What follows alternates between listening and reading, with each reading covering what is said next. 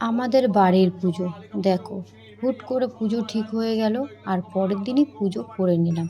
তার ঠাকুরটা কেমন হয়েছে সবাই কিন্তু একটু জানিয়ে যেও, আর সময় করে সবাই একটু ভিডিওটা অবশ্যই দেখো। আর দেখো, এখানে পুজো হওয়ার সাথে সাথে আরতি হওয়ার আমরা পুরোটা ভিডিও আমি দিতে পারছি না, যেহেতু অনেকটা লং হয়ে যাবে, সেই কারণে কেটে কেটে ভিডিও ছোট্ট ছোট্ট করে দিয়েছি।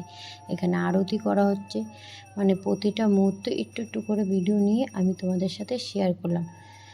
আর লং ভিডিও তো এখন দেওয়াই হচ্ছে না, যার জন্য ভাবলাম যাক একটু পুজোটা নিয়ে একটু লং ভিডিও দেওয়া যাক।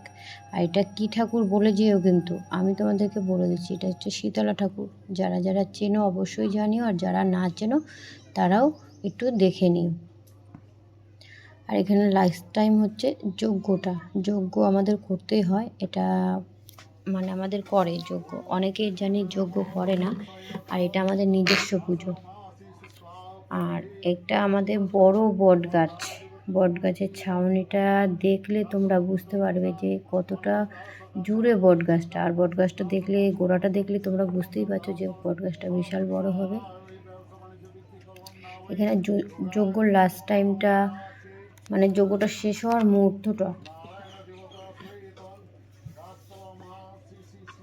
কাদের কাদের বাড়িতে শীতলা পুজো হয় অবশ্যই জানিও।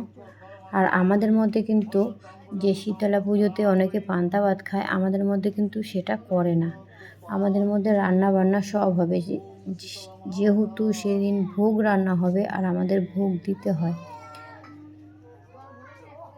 ভোগ বানিয়ে ভোগ দিতে হয়। আর আমাদের এরকম কোনো নিয়ম নেই যে আমাদের পান্তা ভাত খেতে হবে, আমাদের উনুন জ্বালানো হয়, রান্না বান্না হয়, যেহেতু খিচুড়ি টিচুড়ি অনেক কিছুই করা হয়।